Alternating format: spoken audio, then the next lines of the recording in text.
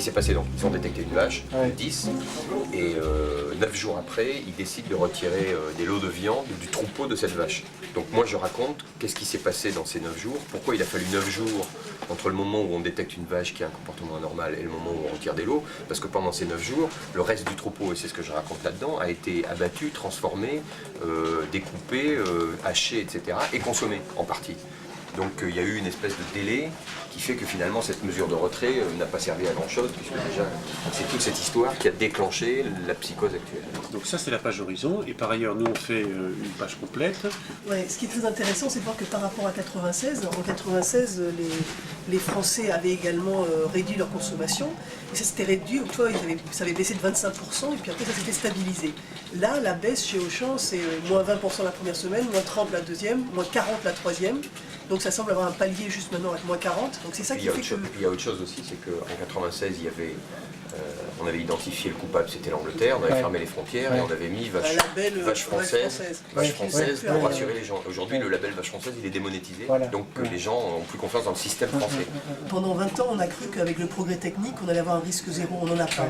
Et les Français ne s'attendent pas à ça. Donc ils cherchent, ils se disent, on a développé notre connaissance scientifique, on doit avoir un risque zéro. Il n'y a que 2 morts quand même en France. Mais on ne sait toujours pas qui... moi je me souviens d'une conversation avec Jean-Yves Naud il y a 5 ans, il avait dit on ne sait pas s'il va y en avoir 3 ou 500 000. Oui, exactement. Ouais. Et qu'est-ce qu'on sait de plus?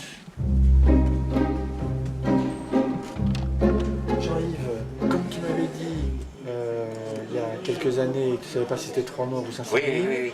qu'est-ce que tu dis aujourd'hui? Je sais pas, quelques milliers. Quand même quelques milliers de morts dont on est sûr que c'est parce qu'ils ont mangé de la vache.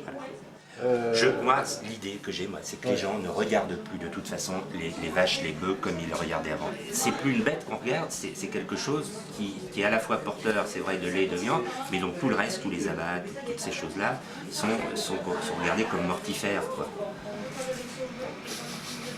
Rien ne justifie la psychose autour de la viande de bœuf. Tu l'imprimerais, toi, cette phrase? Non. Le gros du risque, il est derrière nous. Et la psychose, elle est aujourd'hui. Et là, les scientifiques ne peuvent pas rassurer, le politique ne peut pas rassurer.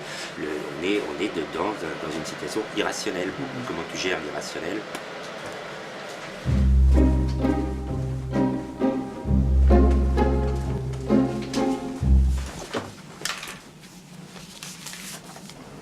Tout commence très tôt.